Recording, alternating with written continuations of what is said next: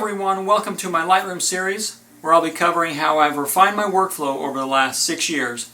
I'll cover import to export and everything in between. Let's get started.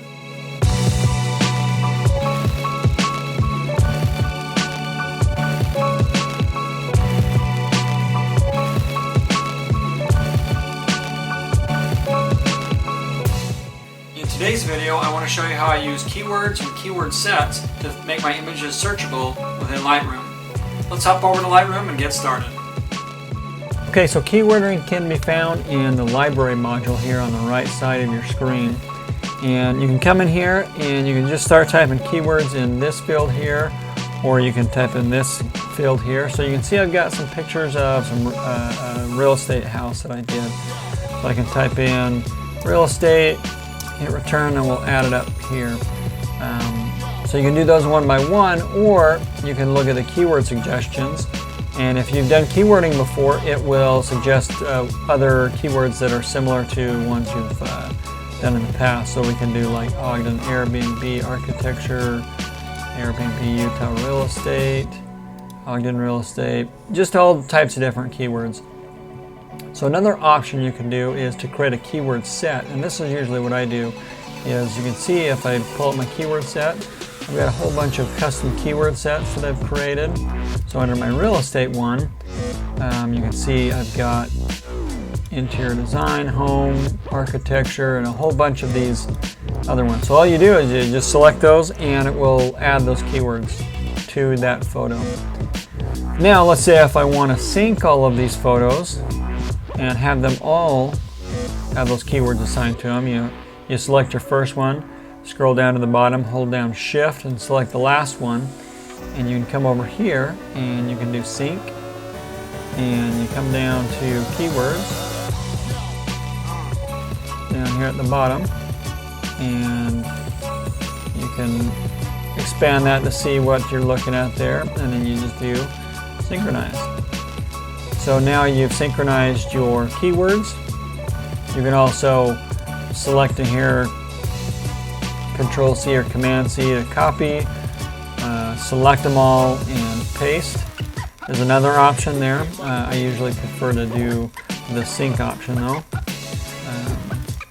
So that's how you can use keywords. Now, why are keywords important? Well, let's take a look at it. Well, let's say I want to create a smart collection of home photos that would be maybe portfolio worthy. So I've gone ahead and rated a couple of these photos that I would put in my portfolio on my website. So I would come over here and create a smart collection, or use a smart collection that I've already got, and I'm going to call this real estate portfolio. So I'm going to have it as I'm going to set it to include anything that's rating 5 or higher, is green, and contains the keyword real estate. So if you just click on this, you can see down under other metadata, keywords is where you find that. And then you hit create, and now it's created a preset that has those. So let's go back and make sure that we have some. I don't think any of these are 5-star. So let's go and just going to add a couple of these. So there's a 5-star. Let's do, I'll just do a couple at random here. And maybe let's do that one. That's a 5-star. So you can see those get automatically added to that real estate portfolio. So keywords can be used for that. You can use it to search for photos as well. So let's say, back to this, let's say you're looking for things that have a door in it, or a red door, or a color, or anything specific like that. So you can come in and let's say I want these 3 photos, and I think I've got a couple more down here. So there we go. So let's do red door, or you can even do red door as 1, whatever you wanted to. And you can, keyword all types of things. You can do colors, clouds. I do cloud colors if it's got pink skies or something. I may come back later on and go, hey, I really want to find a photo with pink skies of the mountains or something like that. And I'll keyword things, and that way I can find them later on.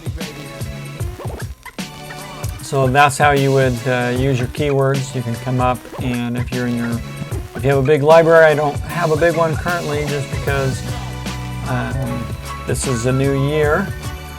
But if I come in here and search for door, there we go. Now it's pulled up all of the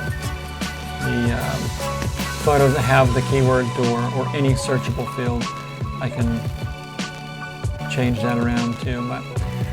So that's kind of the use of keywords, and then you have a keyword list. This is all of your keywords that are used, and you can click on them and see how many times you've used it.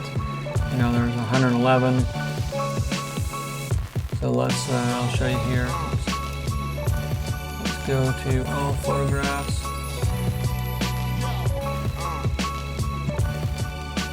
Yeah, you can do all kinds of things with keywords here. So there's pink. So let's find where I've done pink. So there you go. There's some pink skies, sunsets. So, that's kind of the benefit of using keywords. They're pretty easy to do, but they can be difficult to maintain when you're doing a large volume. So I suggest that when you import a set of photos, that you add a keyword set to those photos that would describe what you're doing on your photos, or what you're importing. So that will help speed it up a little bit.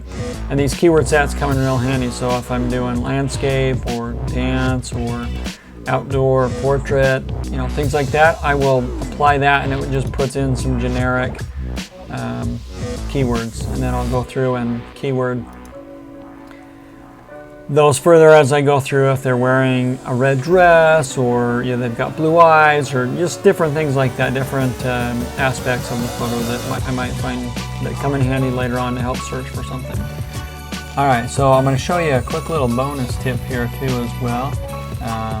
This is something that I do often when I have a group of people and I have to go through and pick photos of just that person.